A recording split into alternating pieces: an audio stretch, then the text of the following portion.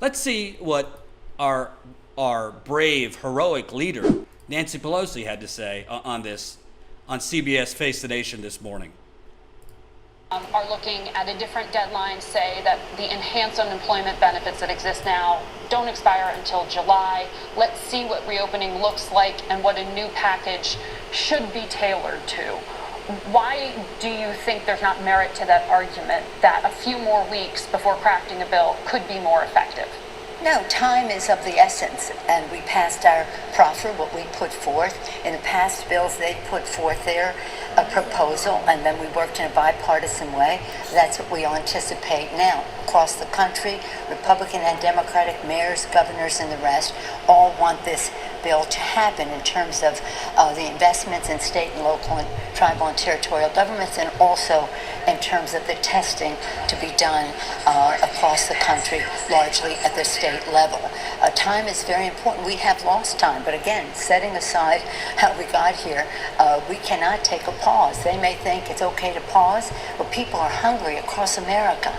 Hunger doesn't take a pause. People are jobless across America. That doesn't take a pause. People don't know how they're going to pay their rent across the country. We have to address this with humanity.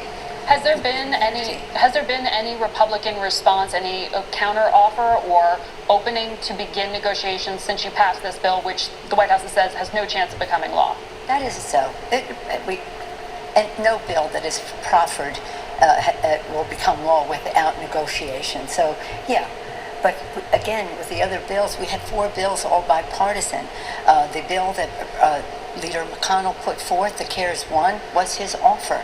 Nobody said doesn't have a chance because he just put it forth. The interim PPP bill was his offer. Has he reached out to you? Well, we just passed the bill with a matter of hours ago, but I do have confidence.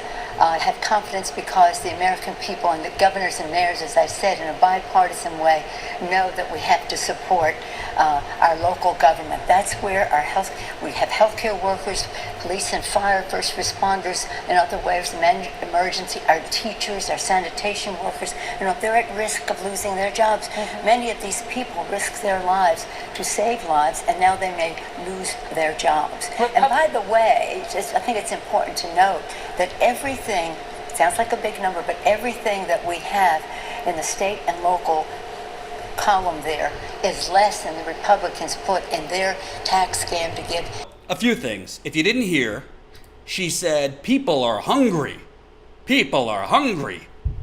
And she said, again, we have to get the money to the states, cities, and towns so that our heroes, the hospital workers, the firefighters, the police, the people that are putting their lives on the front lines first during this pandemic get the money. Well, I agree that those people should be getting paid. Amazon workers, Walmart workers, fast food workers, all the, Instacart, Seamless, Grubhub, you name your delivery service. We should be getting money to these people first. I agree. But why are you diverting the money? Why are you sending the money to states, cities, and towns rather than doing a sensible thing that is within the government's purview to do, that Rashida Tlaib has proposed, that now Bernie Sanders is pushing, and we're going to get to Bernie in a little bit, of just giving people directly. Give those hospital workers directly. Give those firefighters directly. Give those police officers directly. Give those Amazon workers directly. Give those Walmart workers directly. Give those McDonald's workers directly. Give every American directly. And I think undocumented immigrants, but we'll get to that another time. Just give them a replenishable $2,000 a month. $2,000 a month for individuals. Double it for married couples, add another $2,000 per child. We have the money. We're very capable of printing money for a 20-year war in Afghanistan. We're very capable of printing money for the 9 countries at one time we're bombing. We're very capable of printing money to give a $1.5 trillion tax cut to Trump and McConnell's donors. We're very capable of giving money to banks that print money for banks that brought down the global economy that Obama never jailed.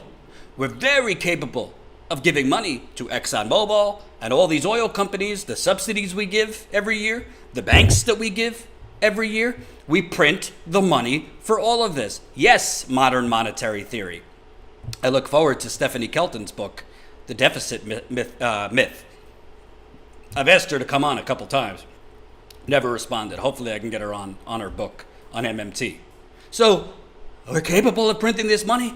Why are we sending $1 trillion to governors, mayors, and local officials to, let's face it, Jen and I know all too well about this through our reporting, that a lot of that money is going to be diverted. A lot of that money is going to be diverted to donors, to private foundations, to real estate developers, to all of the greedy, greedy scoundrels that make up the United Corporations of America that have captured our politicians. We could just give the money directly to the people and replenish that money every month. What does that do? A, it keeps a roof over people's heads. B, it helps them pay rent. Those things. C, it helps the economy because people have money. If you're reopening businesses, which I think it's insane what's going on right now, these states that are reopening, we're seeing ridiculous images of, in New York City, people at bars together. Wisconsin, same thing. No masks, no social distancing. Go Google it. China is now seeing a resurgence in coronavirus cases. We're going to see the same thing because of this reopening. But aside the insane and dangerous health ramifications of that, how are you going to reopen an economy if not enough people have money to go buy things?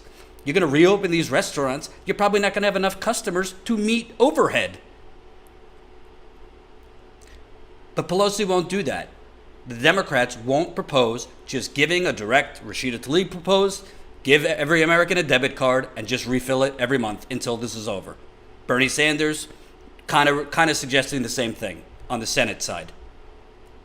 But you won't do that because if you give directly to Americans, then that money can't be diverted wherever the donors want it to be diverted. That's the truth.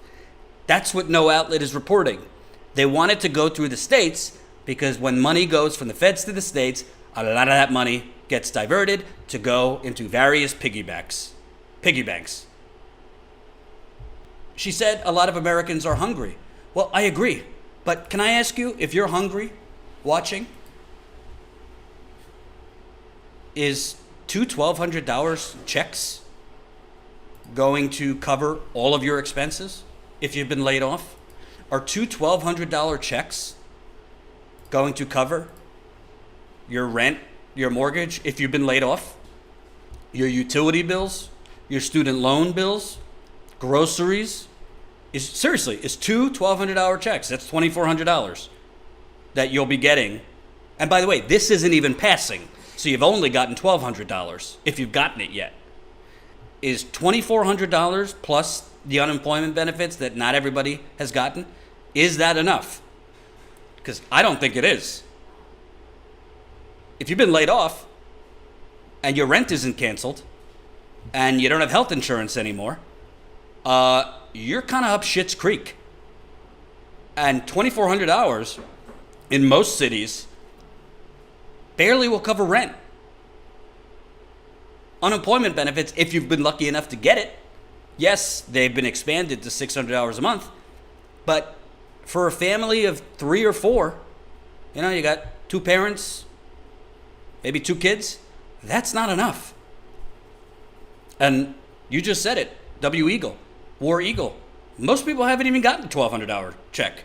Most people haven't even been able to access the unemployment. So Nancy Pelosi, who, by the way, courtesy to Max Berger, she's got a net worth of $113 million. Maybe she thinks for people hungry, $2,400 plus unemployment will get them through.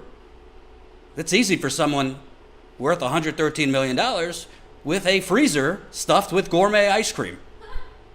And this is what I was talking about earlier. They took out the $10,000 in student loan forgiveness. Too expensive. She also owns a vineyard and estate worth $5 to $25 million. Like I said, against providing monthly stimulus checks. And $45,000 she has invested in real estate. Wonder why? She's against the rent and mortgage moratorium. I mean, the corruption in this country is at levels that it's obscene. It's really, really obscene. Hope you enjoyed that last video. Hop on over to statuscoup.com where you can sign up for our email list and become a member for as low as $5 to $10 a month. Membership is how we grow. That's statuscoup.com/join. And remember, join our email list so we can grow the revolution with you.